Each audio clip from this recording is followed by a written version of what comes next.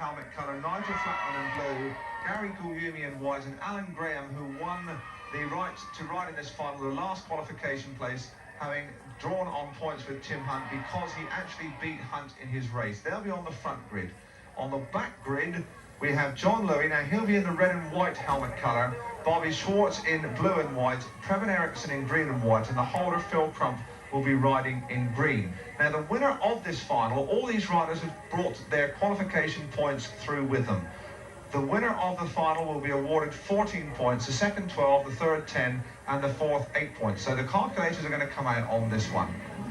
And that really is a pretty terrifying sight. There's been an awful lot of talk about safety in speedway. 8 on a track the size of Ipswich, which is a very safe track. But it is going to be the charge of the heavy brigade.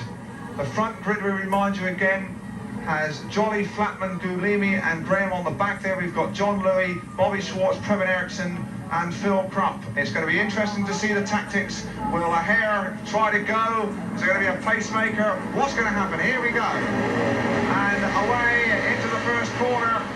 And it is Kevin Jolly who shows in front. Jolly is in front there. He leads it. In second place, it is Guglielmi. And they really are all spacing out as the back markers come hurtling through a fair old sight.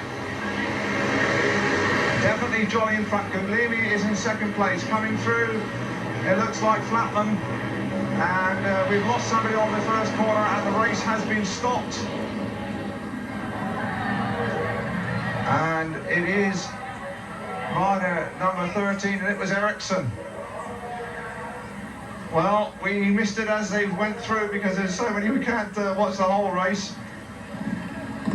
Let's have a look at what happened to Eriksson there. Look at that bunch coming at you. Well, just look at that bunch coming as they all try to sort themselves out. It's Eriksson amongst the back markers. The incident here gets a knock from Phil Crump. It looked like certainly he was the one that was near him. And Eriksson goes down in an untidy heap. I think he's hurt. But we wonder now what the referee will do, and the bike almost following him through there. Well, the referee, Lou Strip, has adjudged that Previn Eriksson was the cause of the race being stopped. He will be replaced by the next in line, Tim Hunt. And it's going to be Tim Hunt, the next in line, coming in to replace him in green and white. So that's an interesting move because Tim Hunt puts himself about a bit. Eriksson plainly disappointed there. John Barry, the promoter, just consoling him. Well, here is the replacement rider, Tim Hunt, coming into the green and white helmet colour worn by Previn Eriksson. An unexpected opportunity for him. And we all start from scratch, so he has got an equal opportunity to win that Westlake motor. And Tim Hunt is a lad who'll get stuck in. So it's back to square one, and indeed your original grid position, lads, the restart. We just had, what, a lap and a bit. And we've got Tim Hunt coming in for an unexpected chance of glory on the back grid there. That's the way they're lining up. Let's see who is the early pacemaker again.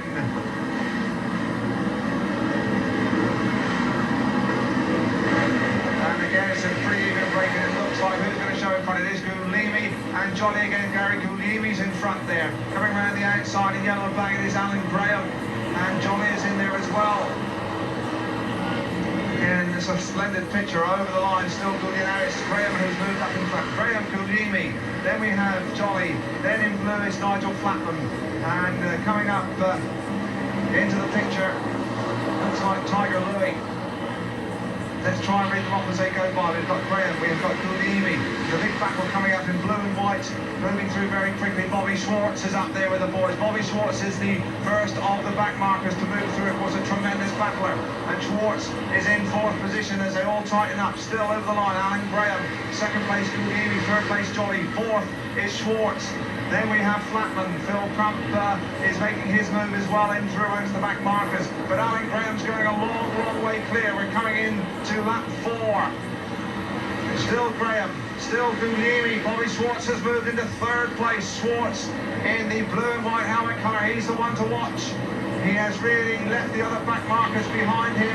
Is made his move early. We wonder if he's paced himself. We wonder if he's got the start. He's a tough boy, this Californian. And Phil Crump has moved up now into 4th place. Phil Crump is making his move as well, of course, the marathon specialist. But Alan Graham has got a long, long way clear. He's a quarter of a lap clear as we move into lap number 6. With Schwartz still battling hard to get past Guglielmi, and he's gone through into 2nd place. There is the battle for 2nd place. Crump is in that picture. Schwartz has now got to try and pick off Graham, and Graham is looking over his shoulder, and the pack is right, beginning to close on, and the big guns are coming through. It is Crump, and Guglielmi almost overshot the corner. He's down. Don't think he's hurt. The race has gone past him. It hasn't been stopped. He's out of harm's way. Now it's going to be stopped.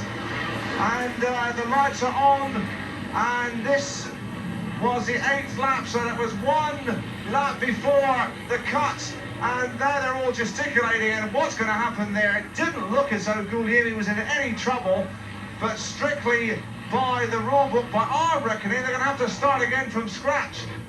Well, we'll look and see what happens to Gary Guglielmi. It's got Phil Crump coming under him hard, but fairly.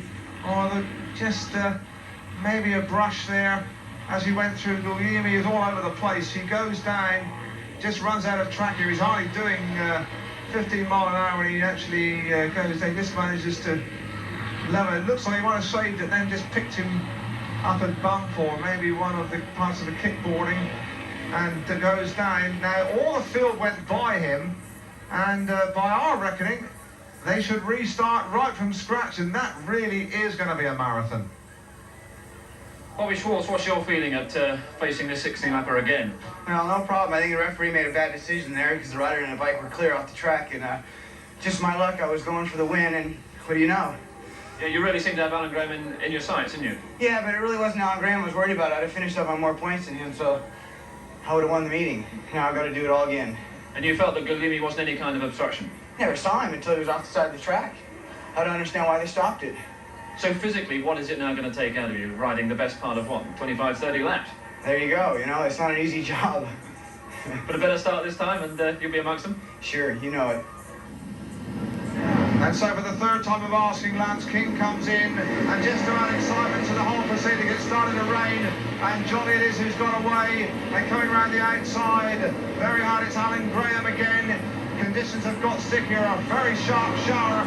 You can see there the rain coming pitter-pattering down, and that's going to cause some trouble at the back. It's going to make it very difficult. Graham leads it. In 2nd place, Crump.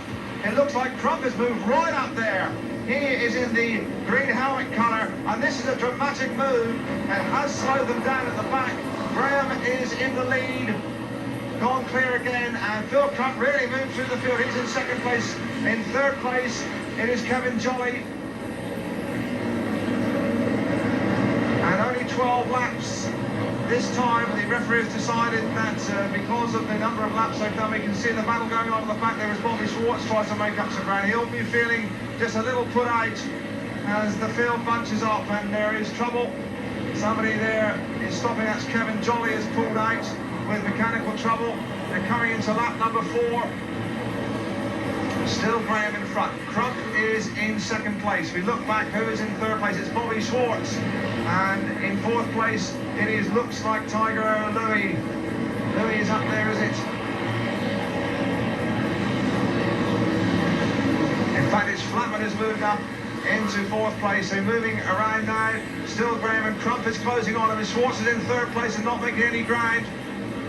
And we've got some drama again. Graham has stopped up front, and that has let Phil Crump through into 1st place. So it is Crump who leads it by a mile. In 2nd place, it is Schwartz. In 3rd place, still Flatman. In 4th place, King has moved up. And we really are losing him. Louis right at the back now, obviously feeling that pace a little bit. Crump still in front.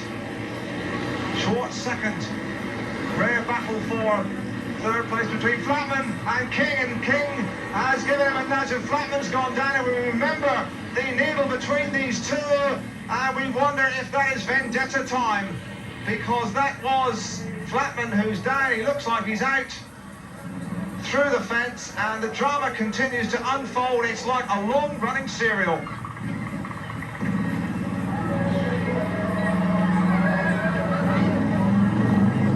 Nigel Flatton, it looks as if that long running battle with Lance King was continuing out there. Yeah, well, I can remember Kenny Carter saying Americans are superstars, and they are, because, you know, that was just stupid, that was. That's up to him. You feel it was a case of him getting his own back? Oh, of course it was. It's pretty obvious, really, isn't it? But, you know, if you want to be a superstar, that's up to him. But the reason there's a smile on your face, you've just heard you got third. Well, I think so. I'm not too sure, actually. I'll find out in a minute. I think everyone's a bit confused, but nice to see you in one piece anyway. Yeah, thanks. Well, who said Speedway was predictable? Because the referee Lou Strip has decided, because of conditions and the fact that riders have been riding virtually 30 laps, he is declaring the result of the 1982 Daily Mirror Westlake Classic Final as the riders stood before the incident with Flatman and King. So that means that Phil Crump, who made his move so decisively early on in the third restart, has retained his crown and wins that Westlake engine. He finishes first. Bobby Schwartz is second. Nigel Flatman, although he disappeared through the fence, has been awarded third place, and Lance King is fourth.